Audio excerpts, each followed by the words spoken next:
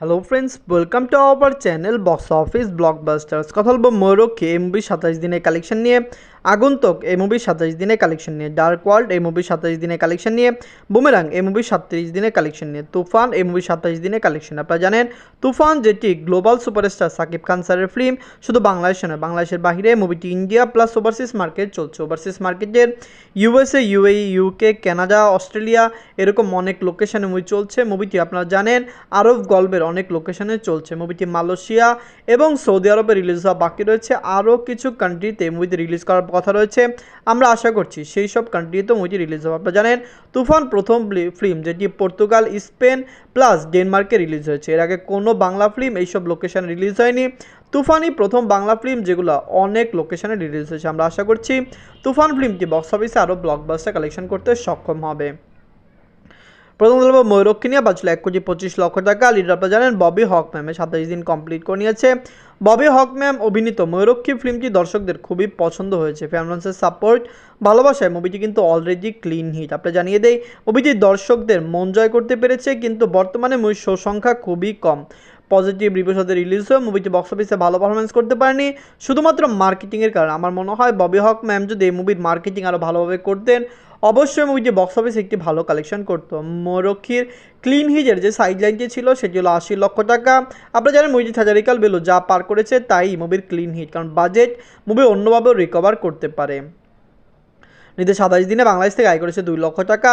Total MA collection হলো 79 লক্ষ টাকা। আপনারা যদি এখনও ময়ূরক্ষী না থাকেন দেখবেন ববি হক ম্যাম এবং আপনারা জানেন এর সাথে আরও অনেকে কাজ করেছেন, সবাই চেষ্টা করেছেন মুভিকে ভালো ক্লাস করতে। আমরা আশা করছি মুভিটি বক্স অফিসে আরও ভালো আয় করবে। যদি লং টাইম রান করতে পারে, হতে পারে মুভিটি বক্স অফিসে 1 থেকে 1,20,00,000 টাকা প্লাস বিজনেস করতে পারে। এনকাদল বা আগন্তুক নিয়ে বাজেট 1,20,00,000 টাকা। লিডার আপনারা জানেন পূজা চেরি ম্যাম, শ্যামল মল্লা স্যার 27 দিন কমপ্লিট করে নিয়েছে। আগন্তুক ফিল্মটি বক্স অফিসে খুবই পজিটিভ একটি রিভিউ পেয়েছে। আপনারা জানেন পূজা চেরি ম্যাম তিনি বাংলাদেশের একজন ভালো অ্যাক্ট্রেস, তার ভালো নামডাক রয়েছে। সুপারস্টার সাকিব খান স্যারের সাথেও তিনি অনেক ফিল্মে কাজ করেছেন, তাকে কিন্তু দর্শকরা পছন্দ করেন। পাশাপাশি শ্যামল মওলা স্যারকেও আপনারা জানেন সিনেমা জগতে দর্শকরা পছন্দ করেন, নাটক জগতেও দর্শকরা তাকে পছন্দ করেন, তার ভালো ফ্যান বেস রয়েছে। তার আগন্তুক ফিল্মটি কিন্তু বক্স অফিস থেকে ভালো কালেকশন করেছে এবং মুভিটি অলরেডি বক্স অফিসে ক্লিন হিট। নিজেদের 27 দিনে বাংলাদেশ থেকে আয় করেছে 3 লক্ষ টাকা।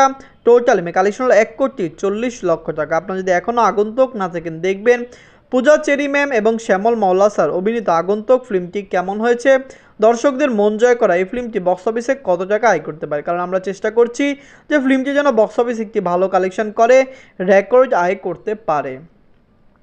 এনকাদল বা ডার্ক ওয়ার্ল্ড নিয়ে বাজছিল 1,50,00,000 টাকা। লিডার আপনারা জানেন নবাগত হিরো মুন্না খান স্যার 27 দিন কমপ্লিট করে নিয়েছে। ডার্ক ওয়ার্ল্ড ফিল্মে আরও কাজ করেছে আপনারা জানেন কৌশানী মুখার্জি ম্যাম। কৌশানী মুখার্জি ম্যামকে দিয়েই সাধারণত ডার্ক ওয়ার্ল্ডের মার্কেটিংটি মুন্না খান স্যার করিয়েছেন। আপনারা জানেন ডার্ক ওয়ার্ল্ড যখন রিলিজ হয়েছে, ডার্ক ওয়ার্ল্ডের যেসব পোস্টার সিনেমা হলের বাইরে লাগানো ছিল সকল পোস্টারে মুন্না খান স্যারের ছবিটি ছোট করে লাগানো হয়েছে, যেখানে কৌশানী মুখার্জি ম্যামের ছবিটি বড় আকারে লাগানো হয়েছে। কারণ আপনারা জানেন সিনেমা জগতে মুন্না খান স্যার থেকে কৌশানী মুখার্জি ম্যাম অনেক সিনিয়র এবং তার কাজও ভালো এবং তাকে দর্শকরা অনেক পছন্দও করেন।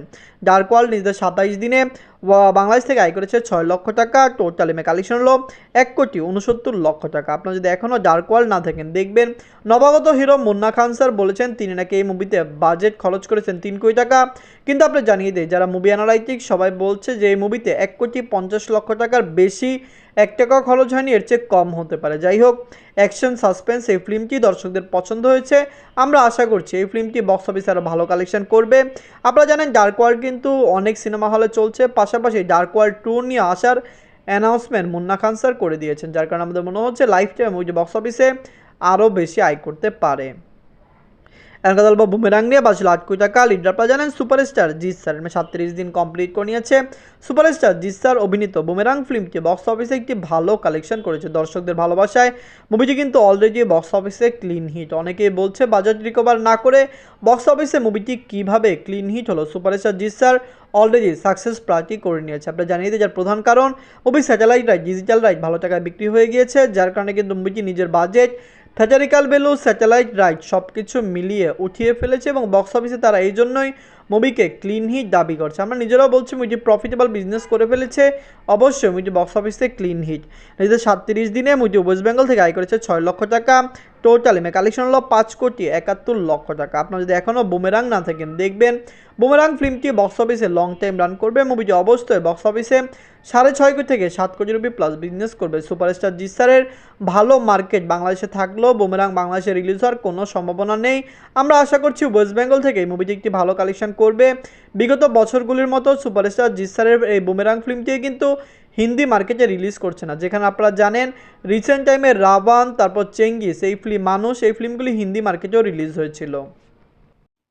এখন কথা বলবো তুফান নিয়ে। বাজলো 15 কোটি টাকা। লিডার আপনারা জানেন global superstar Shakib Khan sir এই মুভিতে আরও কাজ করেছেন চঞ্চল চৌধুরী স্যার। তুফান নিয়ে আপনাদের বলে নেই, তুফানকে অনেকে ওয়েস্ট বেঙ্গলে ফ্লপ, সুপার ফ্লপ বলে যাচ্ছেন। আপনারা জানিয়ে দেই ওয়েস্ট বেঙ্গলে পুরোপুরি তুফানের একটি বাজে রাজনীতি বা বাজে মার্কেটিং হয়েছে। এর প্রধান কারণ আপনারা জানেন তুফান কিন্তু শুরুর দিকে ওয়েস্ট বেঙ্গল থেকে ভালো কালেকশনই এনেছিল, কিন্তু সবাই বলছে তুফান চলছে না, এই করছে সেই করছে, যার কারণে কিন্তু তুফানের জনসংখ্যাও অনেক কমেছে। কারণ আপনি জানিয়ে দিয়ে দর্শকরা যত বেশি দেখতো মুভিটি ততই হাই করতো, কিন্তু আপনি জানিয়ে দিয়ে প্রথম 2 দিন ভালো কালেকশন করার পরও তুফান কিন্তু তৃতীয় দিনের থেকে ধস নামা শুরু হয়েছিল শুধুমাত্র বাজে মার্কেটিংয়ের জন্য।